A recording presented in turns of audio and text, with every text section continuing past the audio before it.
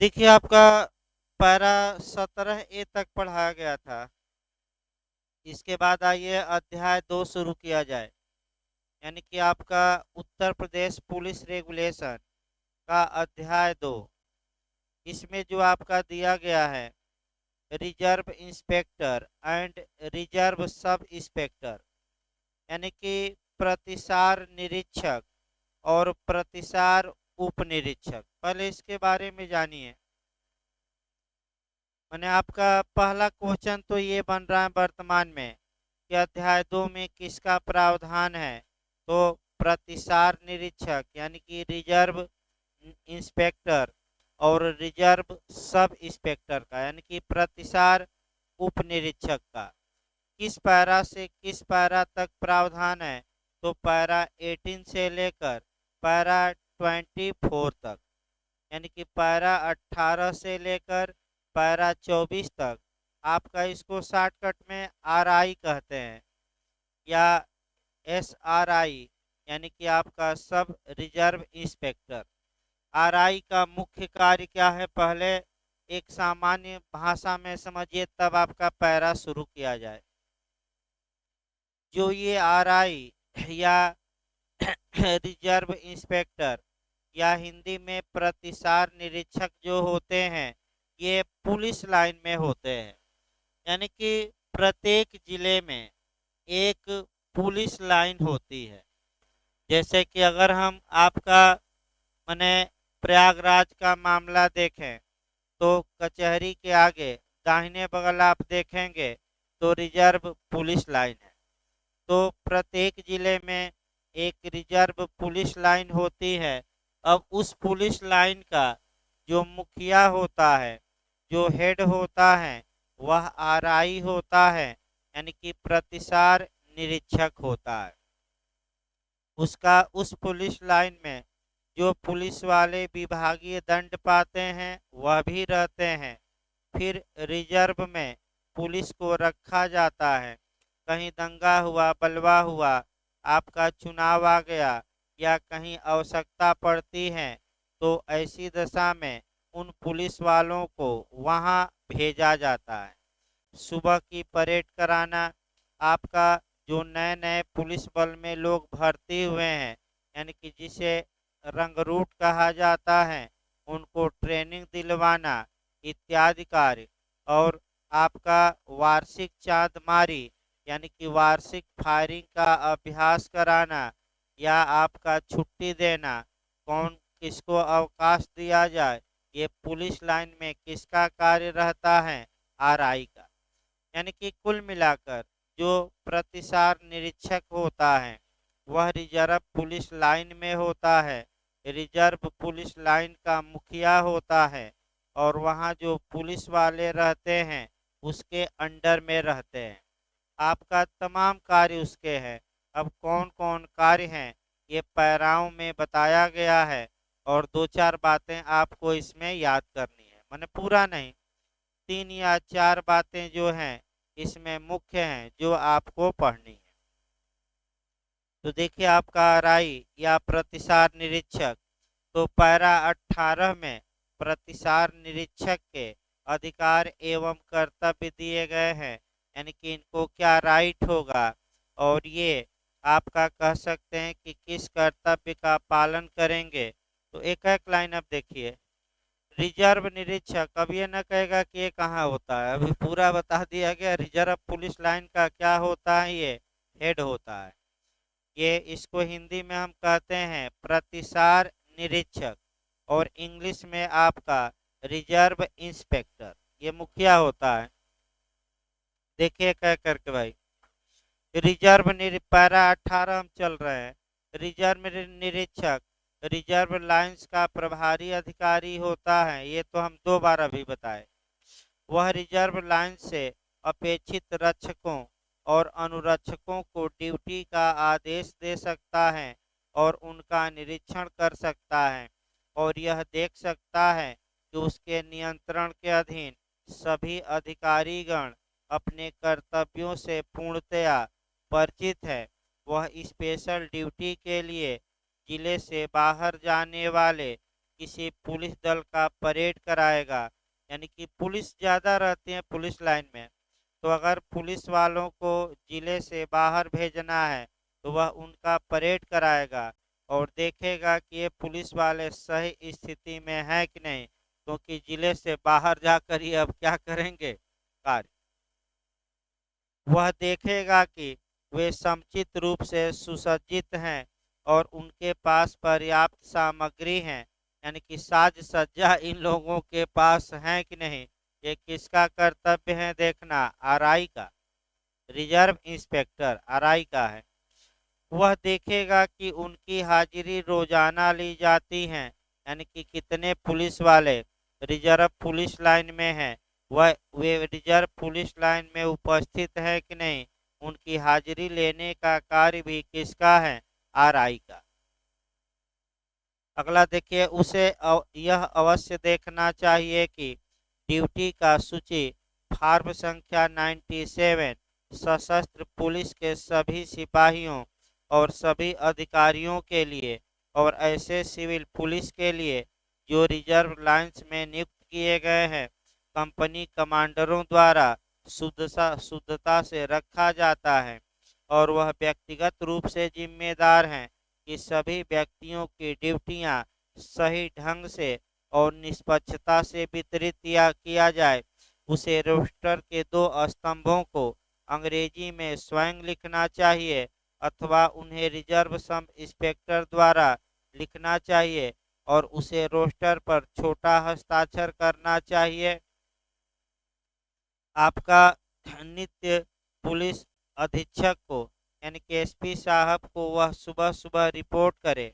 वह अर्दली चपरासी रखने का अधिकारी है, यानी कि चपरासी अपने आवास पर रख सकता है, लेकिन पुलिस को आपका रखने का अधिकारी नहीं है। अर्थात इसका मतलब पुलिस अर्दली रखने का अथवा रात्रि में अपने घर पर पहरा देने के लिए पुलिस को रखने का अधिकारी नहीं। चपरासी रख सकता है लेकिन पुलिस को नहीं रख सकता। इस प्रकार आपका पैरा 18 में रिजर्व निरीक्षक के अधिकार एवं कर्तव्य बताए गए। पैरा 19 आरक्षित वस्तुओं के सुरक्षित अभिरक्षण का दायित्व, यानी कि जो रिजर्व में कपड़े रखे गए हैं, साज सज्जा रिजर्व पुलिस लाइन में रखे गए हैं, शस्त्र गोला बारूद रखे गए हैं, तो ये आरआई का ही कर्तव्य है कि पुलिस लाइन में वे सुरक्षित रहें। किसका कर्तव्य है, आरआई का ही। तो जो आंसू गैस के गोले इत्यादि जो रखे जाते हैं, गोला बारूद पुलिस लाइन में ही रखे जाते हैं और उनकी सुरक्षा करना और वे सुरक्षित रहें, ये किसका कर्तव्य है, आरआई का। पैरा 19 भी हो गया। पैरा 20 नए आरक्षियों के प्रशिक्षण तथा परेड अभ्यास करने का दायित्व। तो बस एक लाइन इसको जानना है, जितने भी पुलिस बल में नए रंगरूट भर्ती होते हैं, नए लोग भर्ती होते हैं, उनका ट्रेनिंग कराना और प्रशिक्षण देना किसका कार्य है, आरआई। हेड आरआई होता है। यानी कि जितने आपका पुलिस लाइन में, मान लीजिए भाई, जो पुलिस बल में भर्ती होते हैं सिपाही, उनको ट्रेनिंग कराई जाती है और ट्रेनिंग की जिम्मेदारी किसकी है, तो रिजर्व इंस्पेक्टर की है, यानी कि जो पुलिस लाइन का क्या है, मुखिया। इसके बाद पैरा 21 में आ सकता है आरक्षी के किट का निरीक्षण व वार्षिक चाँदमारी का दायित्व, यानी कि वह ड्रेस इत्यादि का निरीक्षण करेगा। यानी कि रिजर्व पुलिस लाइन में जितने पुलिस वाले हैं, क्या वो सही ढंग से ड्रेस पहन रहे हैं कि नहीं, इसका आपका मैंने देख रेख करने का कर्तव्य किसका है, तो आरआई का। और वार्षिक चाँदमारी, अब वार्षिक चाँदमारी देखिए क्या होता है। देखिए आपका पुलिस वालों को आपका ट्रेनिंग दी जाती है। अब ये है कि भाई भूल ना जाए, इसके लिए वर्ष में एक बार आप अगर देखें यहाँ प्रयागराज में, तो आप पीछे वाली रोड पर देखिएगा, यानी कि आपका कचहरी वाली रोड पर नहीं, उसके पीछे यानी कि बेली वाली रोड पर थोड़ा आगे बढ़ेंगे बेली वाले रोड पर, तो बाएं बगल का भी एक नज़र डालिएगा। बहुत मोटी दीवार बनी है ऊंची, यानी कि बस आपका बहुत मोटी दीवार बनी है। और क्या यहाँ बनाया गया है ऊंचाई पर, वो इसलिए बनी है कि वार्षिक चांदमारी, यानी कि वर्ष में एक बार कुछ पुलिस वालों को बुलाया जाएगा और सटीक निशाना लगाने के लिए कहा जाएगा। इसी को हम वार्षिक चांदमारी कहते हैं। अब कुछ और न समझ लीजिएगा, वार्षिक चांदमारी मतलब बंदूक चलाने का वर्ष में एक बार क्या कराया जाएगा, अभ्यास। तो कौन कराएगा ये अभ्यास, तो ये अभ्यास आरआई कराएंगे। और जिसका निशाना सही रहता है उसको इनाम भी दिया जाता है, तालियां भी बजाई जाती हैं। लेकिन आपका यानी कि दीवार है, बंद रिवाल्वर दिया गया और थोड़ी दूर पर से कहा जाएगा कि इस दीवार में कुछ मैंने फंसा दिया जाएगा, कुछ रख दिया जाएगा और कहा जाएगा कि इसको आप निशाना बनाकर क्या करिए, मारिए। ये इसलिए कराया जाता है कि भाई कानून में भी हैं, विद्यार्थियों के लिए भी हैं। अगर आप ही रिवीजन ला का न करिए साल भर और आपका 6 माह छोड़ दीजिए पढ़ाई, तो देखिए सब क्या हो जाएंगे, भूल जाएंगे। तो उसी प्रकार पुलिस वाले भी आम जनता पर तो कम ही गोली चलाते हैं, तो कहीं निशाना चूक न जाए, इसलिए वर्ष में एक बार फायरिंग कराई जाती है। यानी कि वार्षिक क्या कराया जाता है, चांदमारी। और वार्षिक फायरिंग में ये देखा जाता है कि निशाना इन लोगों का सही है कि नहीं। और आरआई का ये कर्तव्य है कि वार्षिक चांदमारी का निरीक्षण करें और देख रेख करें। ये किसका कर्तव्य है, आरआई। ये हो सकता है पूछ ले कि वार्षिक चांदमारी कराने का कर्तव्य किसका है, तो पैरा 21 में किसका है, प्रतिसार निरीक्षक, रिजर्व इंस्पेक्टर। आइए आपका पैरा 22, रक्षकों और संतरियों का निरीक्षण करना और फांसी गार्ड को आज्ञा देना।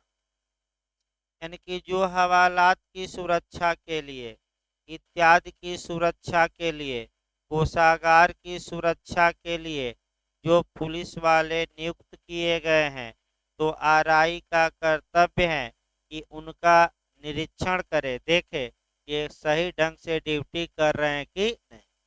और जब किसी व्यक्ति को फांसी पर ले जाया, फांसी लगानी है, तो जो फांसी गार्ड होते हैं, यानी कि जो पुलिस वाले आपका जल्लाद और इत्यादि लोगों के साथ चलेंगे, उनको आदेशित आरआई कर सकता है कि आप फांसी के समय इन पुलिस वालों इनके साथ जाइए और जल्लाद आएगा और पुलिस की उपस्थिति में, यानी कि गार्ड की उपस्थिति में फांसी पर क्या करेगा, लटका देगा। तो फांसी गार्ड को आदेश कौन देता है कि जाइए आपका मैंने कर्तव्य निभाइए, तो कौन देता है, आपका आरआई, मैंने पुलिस वालों को। भाई अकेले थोड़े जाते हैं, जिसको मृत्युदंड दिया गया है उसको पुलिस घेर कर ले जाती है, अकेले कहीं भाग गया तब क्या होगा। तो ये कौन आदेश देंगे। अगला देखिए पैरा 23, विशेष अवसरों पर रक्षकों तथा अनुरक्षकों को आदेशित करना। यानी कि अगर शांति भंग होने का खतरा है, कोई समारोह है, तो ऐसी दशा में आपका कह सकते हैं कि पुलिस वालों को आदेशित किया जाता है कि वह वहां अपना कार्य करें, नियुक्त हों, शांति बनाए रखें। तो ये कौन कर सकता है विशेष अवसरों पर, आरआई। और आपका रिजर्व उप निरीक्षक, आरएसआई, यानी कि आपका कह सकते हैं कि आरएसआई यानी कि रिजर्व सब इंस्पेक्टर। तो रिजर्व सब इंस्पेक्टर का मतलब ये हुआ कि उप प्रतिसार निरीक्षक। तो जब प्रतिसार निरीक्षक नहीं रहेंगे तो उनके कार्यों को कौन संपादित करेगा, उप प्रतिसार निरीक्षक। इस प्रकार आपका जो ये आरआई के बारे में था वो भी प्रावधान आपका समाप्त हो गया। अगला देखिए भाई, आपका अध्याय 3 देखना है। आपका धारा 25 से लेकर, नहीं, पैरा 25 से लेकर 39 तक था, और 25 से लेकर 38 तक निकाल दिया गया है। निकाल दिया गया मतलब कि इसको निरसित कर दिया गया है, यानी कि कुछ पैरा से मुक्ति मिल गई। कहाँ से कहाँ तक? 25 से लेकर कहाँ तक? 38। अब क्यों निकाला गया, इसका थोड़ा बहुत इतिहास देखना है। ये हो सकता है कि कब निकाला गया, तो जब सीआरपीसी बनी उसी समय इसको निकाला गया। और डेट आपका याद रखना है, कह सकते हैं डेट भी लिखा गया है आपका, माने सरकार ने आपका जो घोषणा की है, नोटिफिकेशन जारी किया है, वह लिखा गया बैरक में भी। तो आइए देखा जाए, जो पैरा 25 से लेकर 39 तक में प्रावधान था, वह आपका लोक अभियोजक और उसके अधीनस्थ के बारे में था। पब्लिक प्रोसिक्यूटर, अब ये होते क्या थे? मैं कल बताया था कि आपका जो 17A है वह भी निकाल दिया गया है। 17A का बताते समय मैं बताया था कि 17A भी निकाल दिया गया है। क्यों निकाला गया है? क्योंकि वह भी पब्लिक प्रोसिक्यूटर यानी कि पीपी यानी कि लोक अभियोजक के बारे में ही था। तो इस क्यों निकाला गया ये हम देखें। क्योंकि जब नई सीआरपीसी 1973 बनी, तो उसकी धारा आपका 24 में पब्लिक प्रोसिक्यूटर यानी कि लोक अभियोजक के बारे में, यानी कि सरकारी वकील के बारे में विस्तृत प्रावधान किया गया है। तो ऐसी दशा में जो ये सरकारी वकील होते थे, ये पुलिस विभाग के ही अंतर्गत माने जाते थे, और रेगुलेशन में इनके बारे में प्रावधान भी था। लेकिन जब सीआरपीसी में इनके बारे में प्रावधान कर दिया गया, तो आपका रेगुलेशन के से जो प्रावधान थे इनके बारे में, उसे क्या कर दिया गया, यहाँ से समाप्त। अब ये कहाँ से गवर्न होंगे? सीआरपीसी से। बताया जाएगा एक दो दिन में, आपका वो भी पॉइंट आ ही जाएगा। मैंने आपका धारा 9 चल रही है, और 10 से आपका 22-23 तक एक दिन में समाप्त हो जाता है, यानी कि 8-10 धाराएं एक दिन में ही हो जाती हैं। तो वो भी आ जाएगा, उसी समय बताया जाएगा। केवल एक पैरा आपका लोक अभियोजक का बचा है, और वह पैरा है 39। देखिए 39, देखिए 39 केवल बचा है भाई, एक पैरा। देखिए आपका 39 क्या कहता है?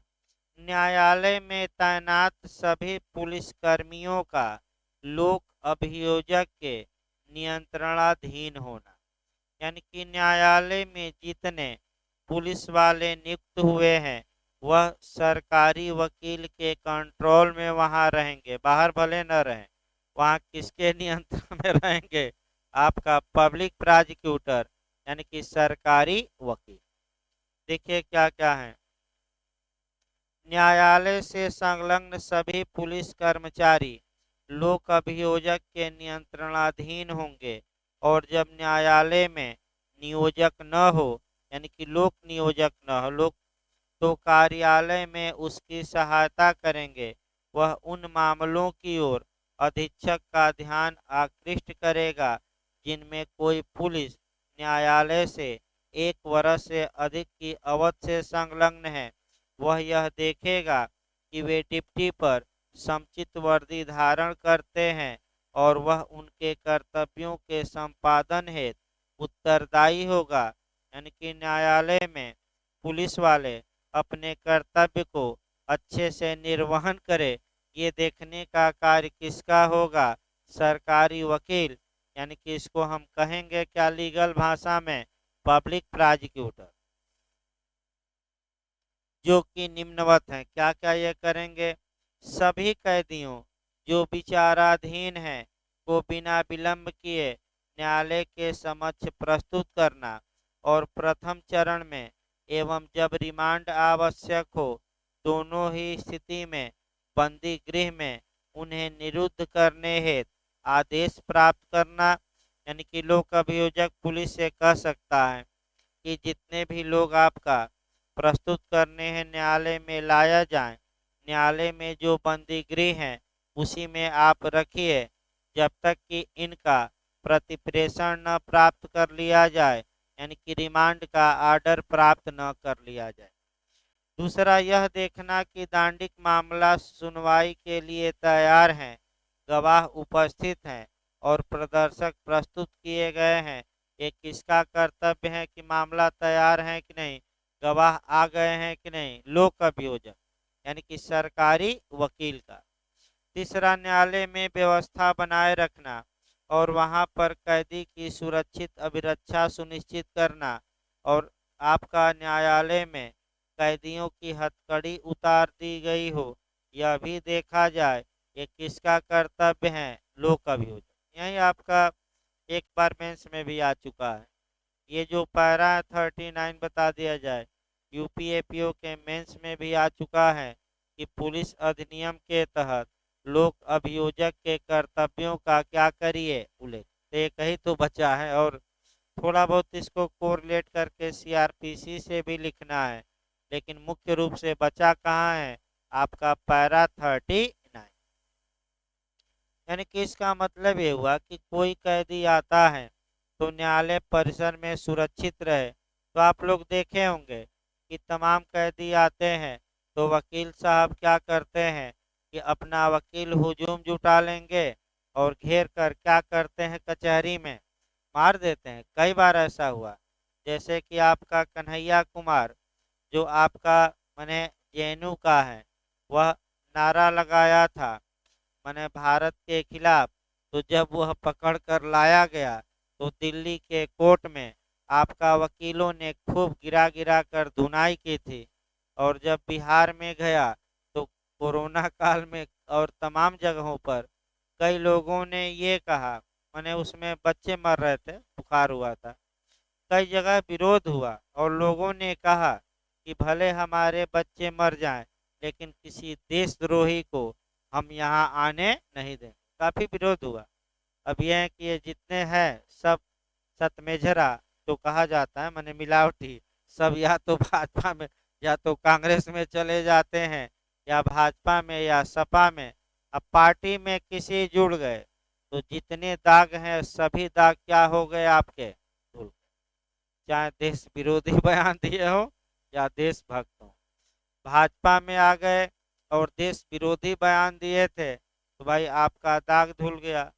भाजपा कांग्रेस में आ गए तो देते ही रहते हैं, कई नेता जाकर विदेश में भी देते हैं। हमारे राहुल गांधी जी भी उल्टा सीधा बोल देते हैं। भाई पीएम को गाली दीजिए, सीएम को गाली दीजिए, लेकिन देश को गाली न दीजिए। मैं बता दूं, तमाम विद्वान कहते हैं कि जिस देश में आप रहते हैं अगर वह उस देश का आप इज्जत करिए। और तमाम विद्वान भी कहते हैं जब देश ही नहीं रहेगा तो आप कैसे रहेंगे।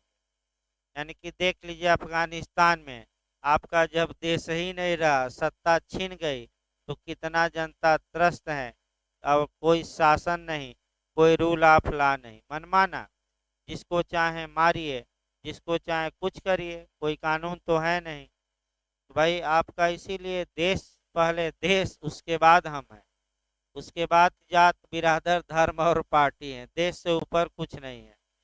तो आगे देखा जाए आपका, यानी कि ये हम बता रहे हैं कि न्यायालय में जो भी कैदी आए वह सुरक्षित रहें, उनके आपका उनके साथ कोई गलत काम न हो, ये देखना भी किसका कार्य है, लोक अभियोजक का।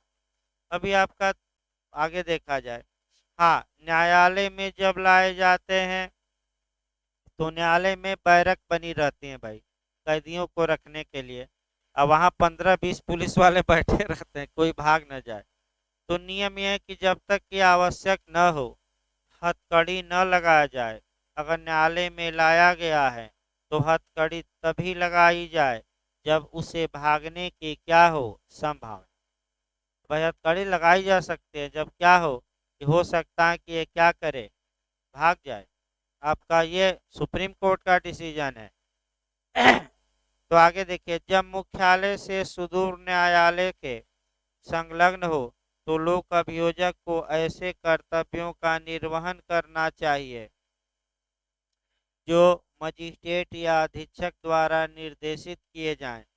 इसके बाद साक्षियों और अभिरक्षा में रखे गए अब अभियुक्त व्यक्तियों से मुचलका भरवाना ये भी लोक अभियोजक का कर्तव्य है, और न्यायालय के आदेश के अधीन अभियुक्तों को अभिरक्षा में लेना, यानी कि न्यायालय ने जब आदेश दे दिया रिमांड का तो पुलिस वाले अपने क्या करते हैं, अभियुक्त को आपका अभिरक्षा में ले लेते हैं, कस्टडी में। देखिए एक उदाहरण बता रहा हूँ भाई रिमांड का। एक उदाहरण रिमांड का बताया जाए, सीआरपीसी की धारा 167।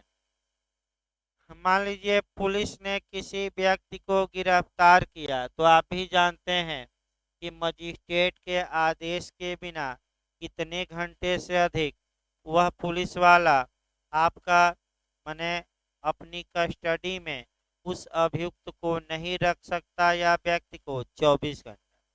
तो भाई 24 घंटा के अंदर आप कोर्ट में ले जाइए, ले जाकर बैरक में रखिए, सुरक्षित ले जाइए, मारपीट न हो कैदी के साथ, और कोर्ट से रिमांड की मांग करिए कि हजूर पुनः हमें प्रति प्रेषित कर दिया जाए, पुनः अभियुक्त को हमें दे दिया जाए, क्योंकि अभियुक्त से पूछताछ करना है, और इससे पूछताछ हम करेंगे तो कहाँ लाश छुपाया है, कहाँ हथियार फेंका है, कहाँ मोबाइल चुराया है, कहाँ घड़ी चुरा रखा है, ये पता लगेगा।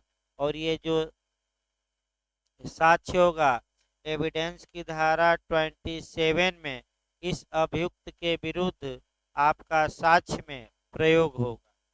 तो पुलिस वाले आप तमाम उदाहरण मिलते हैं कि पुलिस वाले रिमांड पर लेते हैं, तमाम जगहों पर ऐसा देखने में आया, यूपी से लेकर पूरे भारत में। यूपी में थोड़ा ज़्यादा देखने में आया कि पुलिस वाले मजिस्ट्रेट से या न्यायालय से रिमांड पर लिए, घटना स्थल पर ले गए, और रात में ले गए 3 बजे 4 बजे, सुनसान इलाका है, और आपका उतारे उसको और कहे कि भाग जाओ, और जैसे ही भाग रहा था पीछे से क्या मार दिए 10 मीटर से गोली, और दिखा देते हैं कि ये गाड़ी से कूदकर भाग रहा था, तब तक हमने पकड़ने के लिए गोली चलाया और गोली इसको लग गई और ये क्या हो गया, मर गया। यानी कि फर्जी इनकाउंटर में उत्तर प्रदेश सबसे आगे है, मैं बता दूं। देश में फर्जी इनकाउंटर में बिहार से भी आगे कौन चल रहा है, उत्तर प्रदेश। योगी जी आज भी चिल्ला कर कह रहे हैं, जाकर देखिए सोशल मीडिया तमाम पर, कि हमने बुलडोजर चलवा दिया, तो गोली चलवा दिया, तो सबको ठोक कर कहाँ पहुंचा दिया, ऊपर। यानी कि 56 इंची से सीना कितना इंची कर लिए हैं अब, 57। भाई आपका मैंने ये मोदी जी के बाद पीएम बनने का सपना देख रहे हैं भाई, इसीलिए सब हो रहा है कि मोदी जी के बाद पीएम बनने का सपना कौन देख रहे हैं। अब मोदी जी के बाद लड़ाई होगी अमित शाह और किस में, योगी में। अगर योगी जी जीत गए तो मान के चलिए कि ताकतवर नेता के रूप में आगे उभरेंगे। तो इसलिए सब लड़ाई चलती रहती है, राजनीति को तो अलग बात है। तो आपका पैरा 39 में मेंस में भी आ चुका है। याद रखिए लोक अभियोजक के क्या बताए गए हैं, कर्तव्य। तो भाई अध्याय 4 देखा जाए। अध्याय 4 आपका सर्किल इंस्पेक्टर यानी कि सीआई, सर्किल इंस्पेक्टर यानी कि सी को कहा जाता है। कहीं कहीं सर्किल अफसर भी कहते हैं लोग भाई, लेकिन लीगल भाषा में है सर्किल इंस्पेक्टर सीआई। शुद्ध भाषा में सीआई है, लेकिन आपका इसको सीओ कहा जाता है। अब सीओ देखिए क्या होता है, यानी कि इसका मतलब आपका पैरा 40 से लेकर और पैरा 42 तक, यानी कि 3 पैरा में आपका देखिए एक बार भाई, सीओ किसको बनाया जाता, देखिए एक आपका ये थाना हो गया, ध्यान समझिए भाई, ये अब समझिए थाना हो गया। तो जो थाने का हेड होगा वह आपका कहा जाता है इंस्पेक्टर होता है। उसको थाने का भार साधक अधिकारी या एसएचओ या थाना प्रभारी या थाने का मुखिया कहा जाता है। और ये किस रैंक का होता है? इंस्पेक्टर। इंस्पेक्टर माने हिंदी में पुलिस निरीक्षक।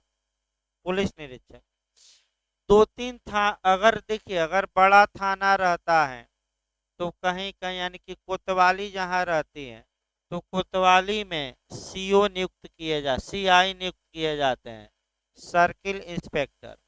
या जहाँ थाने रहते हैं तो दो थाने या तीन थाने, देखिए उत्तराखंड में आपका कितना थाने हैं, मंडल बनता है आपका, कम से कम दो थाना था ना। हाँ, कम से कम दो थाना मिलकर एक क्या बनेगा? सर्किल। उत्तर प्रदेश में ऐसा दिया नहीं है कहीं, मैंने इस पुलिस एक्ट में आपका कहीं नहीं दिया गया है, लेकिन उत्तराखंड पुलिस एक्ट में ये था कि दो थाने कम से कम मिलकर एक क्या बनेंगे?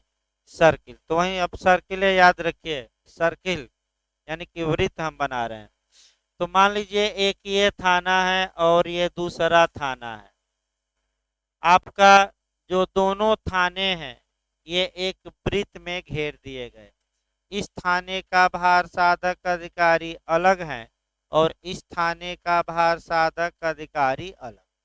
दोनों थानों के जो ऊपर एक अधिकारी होता है जो दोनों थानेदारों पर नियंत्रण भी थोड़ा रखता है, वह सीआई होता है, सर्किल इंस्पेक्टर, या आप लोग सीओ कहते हैं, सर्किल अफसर। सर्किल अफसर का मतलब आपका मंडल निरीक्षक या क्षेत्र निरीक्षक। इंग्लिश में सर्किल, हिंदी में क्या कहा जाएगा? क्षेत्र निरीक्षक या मंडल।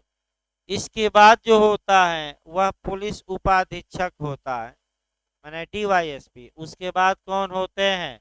एसपी। जिले में इतने लोग होते हैं। फिर एक बार, वैसे जो सीओ होता है वह डीवाईएसपी के ही रैंक का होता है, नीचे का नहीं, डीवाईएसपी।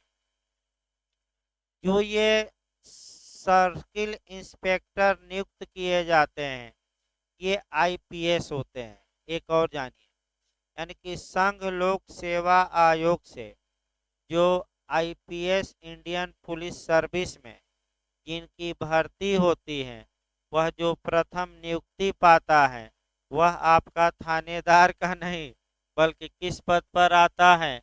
आपका सीआई यानी कि सर्किल इंस्पेक्टर। ये भी याद रखिए, ये वो आईएएस से आते हैं वहां से, यानी कि आईपीएस जो होते हैं वो ये होते हैं। अब इनका मुख्य कार्य ये है पुलिस बल में कि ये जो थाना होता है, कोतवाली में तो एक होते हैं लेकिन दो या तीन जो थाने मिले हैं, वहाँ थाने में विवेचना या अन्वेषण सही ढंग से हो, थानेदार सही ढंग से काम करे, ये इनका मुख्य कार्य है कि देख रेख करे। जब भी कोई एफआईआर दर्ज होती है तो उसकी एक कॉपी, एक प्रति आपका कह सकते हैं कि क्षेत्र निरीक्षक या मंडल निरीक्षक यानी कि सीआई यानी कि सर्किल इंस्पेक्टर को, और आम भाषा में हम लोग कहते हैं सीओ साहब हैं यानी कि सर्किल अफसर को भेजी जाती है। यानी कि इसके अधीन जितने थाने हैं उसमें जब भी एफआईआर होगी तो एक कॉपी किसको भेजी जाती है? सीआई को। और ये मैं फिर बता दूं, आगे बताया जाएगा नियुक्ति। ये जो आईपीएस होते हैं संघ लोक सेवा आयोग से भर्ती होकर आते हैं, उन्हीं को इस पद पर नियुक्त किया जाता है। समानता प्रमोशन भी होता है लेकिन वहां से भी आते हैं इंडियन आपका पुलिस सर्विस आईपीएस बनकर। हाँ नहीं, एडिशनल नीचे होगा ना। नहीं, सीओ के ऊपर वही डीवाईएसपी कोई बनाया जाता है, लेकिन डीवाईएसपी इसके ऊपर होता है, लेकिन सीओ जो होता है वो लगभग उसी रैंक का होता है, डीवाईएसपी के ही रैंक का। हाँ, एडिशनल होगा, फिर सहायक होगा आपका, नीचे नहीं, एडिशनल आपका पैरल होता है, थोड़ा नीचे है लेकिन आपका उसका रैंक पैरल है। जहाँ अपर यानी कि याद कर लीजिए, जहाँ भी एडिशनल आए, चाहे सीआरपीसी में हम बताएं और चाहे यहाँ चाहे कार्यपालक मजिस्ट्रेट, जहाँ भी अपर या अतिरिक्त या इंग्लिश में एडिशनल आए, वह ऊपर वाले के समकक्ष होता है, पावर उतना ही रखता है। सहायक जो होता है यानी कि असिस्टेंट, वो नीचे होता है।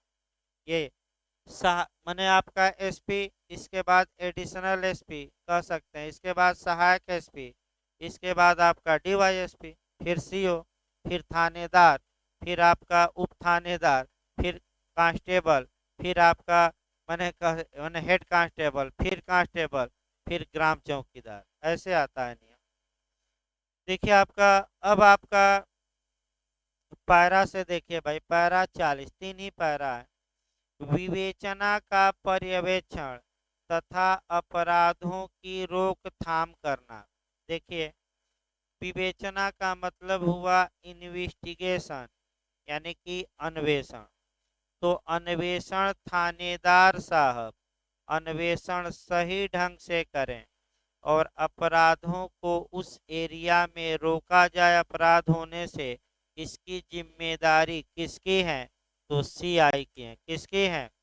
Circle inspector. देखिए आपका क्षेत्र या मंडल या हल्का निरीक्षक, हल्का भी कहते हैं क्षेत्र को, निरीक्षक का मुख्य कर्तव्य अपराध के अन्वेषण एवं रोकथाम का पर्यवेक्षण करना, पुलिस हल्के में रोकथाम के कार्य और जासूसी कार्य में सामंजस्य रखना और इस प्रयोजन के लिए दूसरे क्षेत्र निरीक्षकों के साथ सहयोग करना, माने और अन्य थानों वालों के साथ क्या करना?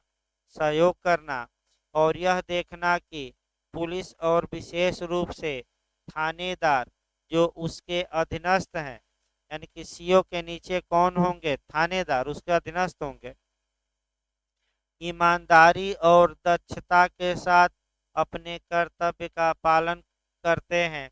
उसकी शक्तियां उनके कार्यालय से संबंधित अनावश्यक लिपिकीय कार्यों के करने अथवा पुलिस थानों के निरीक्षण में नष्ट नहीं होनी चाहिए। यानी कि ये नहीं कि जाकर चाय पानी करें और वो थाने का निरीक्षण करें। भाई मुख्य रूप से ये देखिए कि जिन अपराधों की विवेचना चल रही है वे अच्छे ढंग से विवेचना हो रही है कि नहीं, और जो एरिया में अपराध हो रहे हैं उनको कैसे कम किया जाए, कैसे रोका जाए, यह मुख्य कार्य किसका है? सीआई यानी कि सर्किल इंस्पेक्टर का।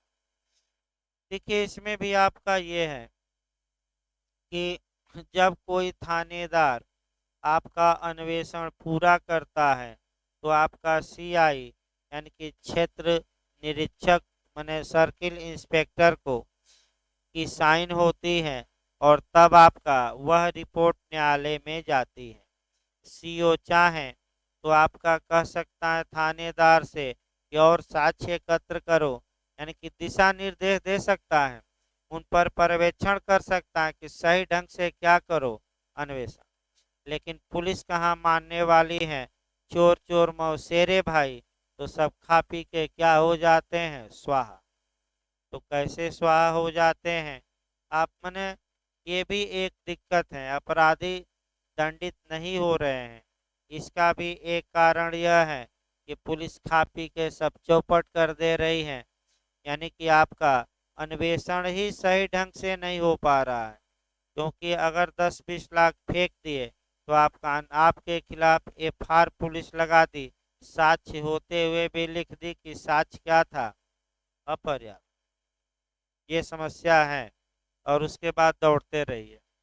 देखिए आगे भाई आपका, वह अपने हल्के के लिए, हल्के मने क्षेत्र भाई, हल्के के लिए मने क्षेत्र के लिए, वह अपने हल्के के लिए एक अपराध रजिस्टर रखेगा और पुलिस थानों से सीधे संज्ञेय अपराध की समस्त प्रथम सूचना रिपोर्ट की प्रतियां प्राप्त करेगा। तो मैं पहले ही बताया कि उसके एरिया में जितने थाने हैं वे सभी थानों में जितने एफआईआर होते हैं संज्ञेय अपराध के मामले में, सभी एफआईआरों की एक कॉपी किसको भेजी जाती है?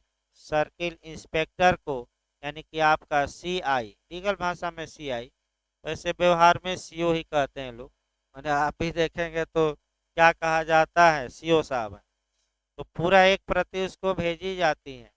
यानी कि आपका व्यवहारिक रूप में हम देखें तो एफआईआर 4 प्रतियों में दर्ज होती है।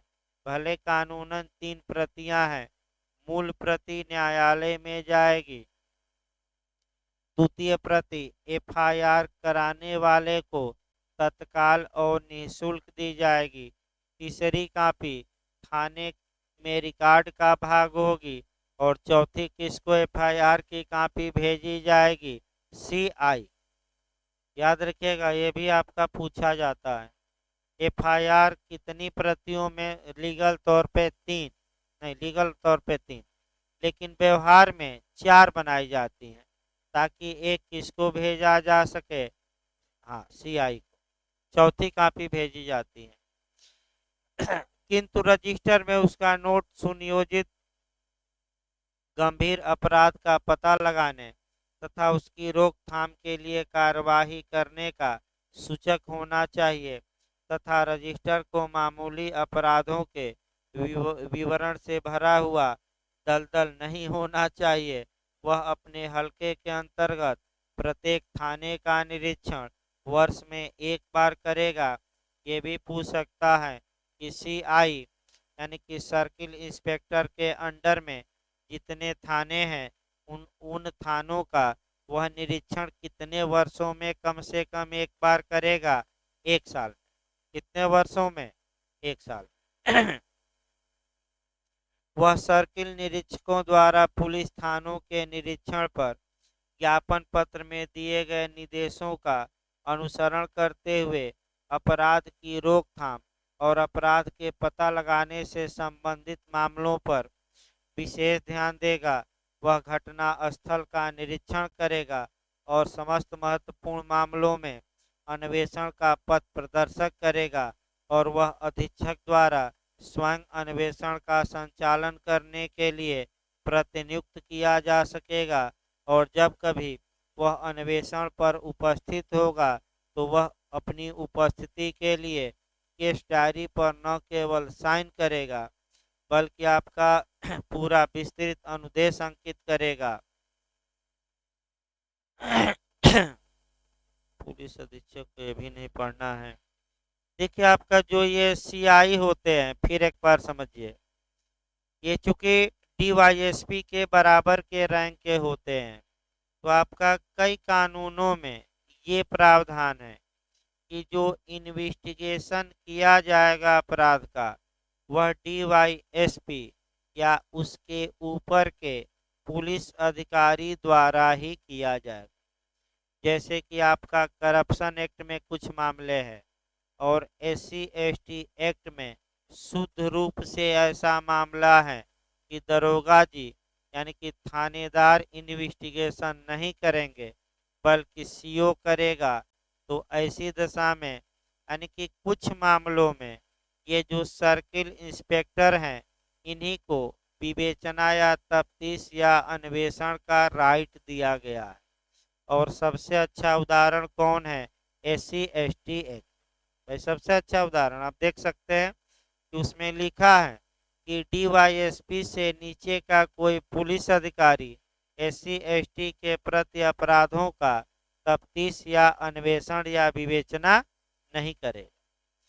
अगला देखिए आपका पैरा आपका 41 देखा जाए, क्षेत्र निरीक्षकों का विशेष कर्तव्य, यानी कि विशेष कर्तव्य क्या है?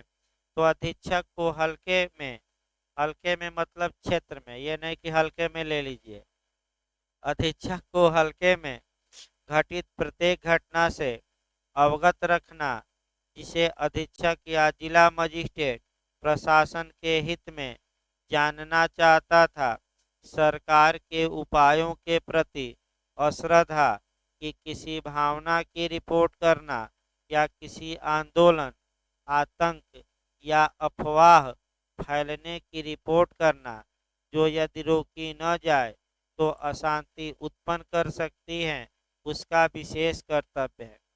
यानी कि राज्य सरकार पुलिस पर पूरा कंट्रोल रखती है। देखिए क्या क्या कर्तव्य हैं।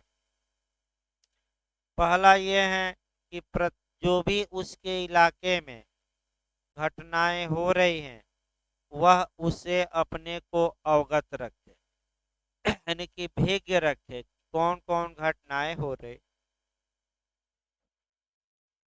दूसरा, अगर सरकार के विरुद्ध लोग अश्रद्धा रखते हैं, सरकार के विरुद्ध दुर्भावना रखते हैं, तो कौन कौन लोग हैं जो सरकार से नाराज है।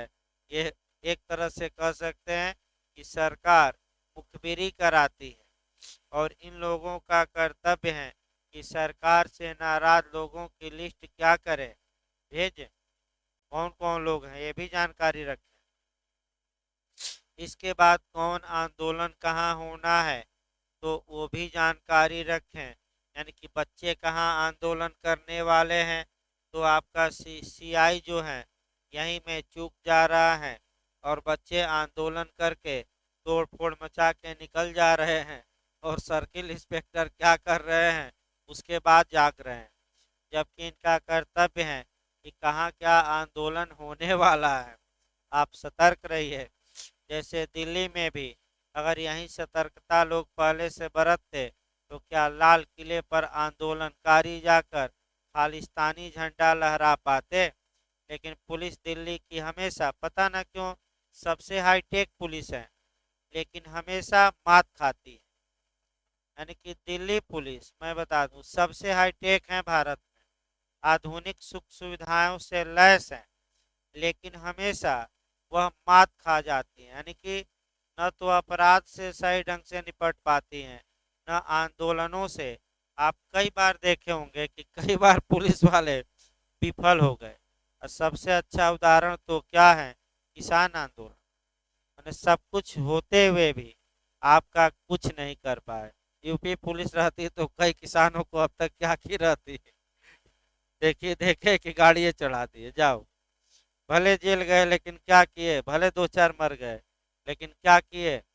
आपका नेता परेता बौखला गए तो गाड़ियाँ चढ़ा दिए। वीडियो तो आया था, काफी बवाल हुआ। फिर मुआवजा देकर मुंह क्या किया गया। भाई उपाय यह है कि पैसा दे दीजिए, पैसा पैसा पैसा, मरा है तो क्या करिए 50 लाख, तो 40-40 लाख दिया गया। पैसा देकर मुंह बंद कर दीजिए। वहीं ब्लड मनी कहा जाता है, ये तो पुराने जमाने से चला आ रहा है। अरब में, अरब समाज में ये पुराने जमाने से चला आ रहा है कि अगर हत्या हुई तो ब्लड मनी दीजिए, यानी कि पैसा देकर क्या कराइए, माफ। अगला देखिए आपका, हाँ आतंक हो रहा, आतंक आंदोलन हो गया तो आतंक, अफवाह, यानी कि अगर झूठी खबर कोई फैल रही है तो भाई कहाँ से फैली कहाँ से नहीं फैली। जैसे कि अभी झूठी खबर उत्तराखंड की फैली थी कि आपका पेपर लीक होने वाला है, इतना पैसा दीजिए। कई लोग पैसा भी भेज दिए और लीक हुआ नहीं, तो नमक कम पड़ गया तो तेल ही गायब हो गया भारत से। ये झूठी खबरें किसका कार्य है कि इनको रोके और जांच करे, सीआई। बहुत माने बड़ा कार्य है इसका, ये नहीं इसीलिए आईपीएस नियुक्त किए जाते हैं भाई। डायरेक्ट जो संघ लोक सेवा आयोग से भर्ती होते हैं इंडियन पुलिस सर्विस में, उन्हीं को सीआई पहले बनाया जाता है, मैं बता दूं। अगला देखिए, पुलिस बल का कमांड ग्रहण करना, यानी कि जहां कहीं बवाल सवाल हो एसीओ साहब स्वयं डंडा लेकर क्या करें, पुलिस का नेतृत्व करें कि न करें, करें। और जब वह किसी दंगे का दमन करने के लिए नियुक्त हो अथवा अन्य प्रकार से व्यवस्था को बनाए रखना जबकि वह उपस्थित वरिष्ठ पुलिस अधिकारी हैं, तब आपका और नेतृत्व करे पुलिस वालों का।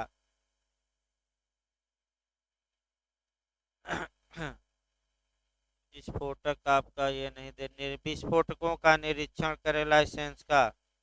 आयुध और विस्फोटक अधिनियम के अंतर्गत लाइसेंस प्राप्त दुकानों का निरीक्षण करना, यानी कि उसके इलाके में जितने हथियार की दुकानें हैं, जो लाइसेंस जहां से लोग खरीदते हैं हथियार, उनका इसका क्या कर्तव्य है, निरीक्षण करना।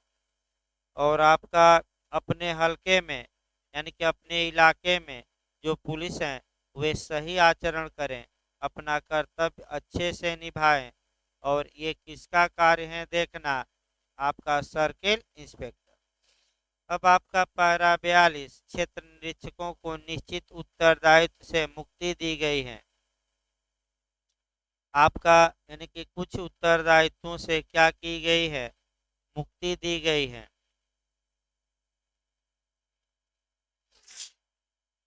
इसको कल पढ़ाया जाएगा भाई। अब रेस्ट ले लिए तो भाई आपका देखिए, इसके बाद आपका सोमवार को पहले लिखवाते हैं। 42 पैरा हो गया तो 42 में आपका मान के चलिए 15 लिखवाना है, 16, यानी कि जो मुख्य मुख्य पैरा है 15 से 20 पैरा लिखवाना है। और 20 पैरा 10 पैरा तो ऐसे ही निश्चित है। एक बार पढ़कर भी आइए। अब थानेदार साहब के बारे में आया जाएगा। इसके बाद आपका कौन आएगा, थानेदार, यानी कि थाने का मुखिया, यानी कि दरोगा जी आ जाएंगे। उसको और क्या कहते हैं भाई, थानेदार को और क्या कहते हैं। थाने का मुखिया मंगलवार को पढ़ाया जाए, पहले सोमवार को लिखवाया जाए। तो थानेदार साहब, उसके बाद विवेचना, गिरफ्तारी, तफ्तीश, गोली वोली चलवा दीजिए और लाश उसको क्या करिए, लावारिस दफना दीजिए। यही सब पढ़ना है।